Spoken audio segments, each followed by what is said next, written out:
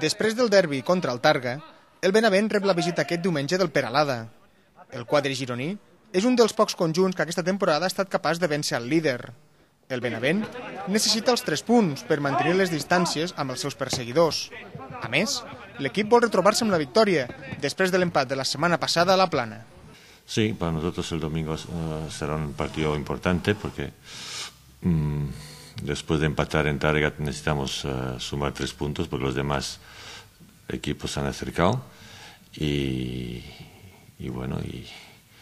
si queremos ser líderes pues tenemos que ganar al Peralada. No va a ser fácil, el Peralada es un equipo complicado, un equipo que nos ha ganado allí y es un equipo muy ordenado, con calidad y bueno, espero que sea un partido bueno, que la gente disfrute y al final que los 3 puntos se queden en Benavent.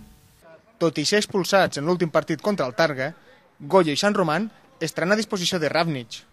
Qui no podrà estar és Romario, que estarà un mes de baixa, i Xavi Gràcia, que continua el seu procés de recuperació. El partit començarà diumenge a les 12 del migdia al Municipal de Benavent.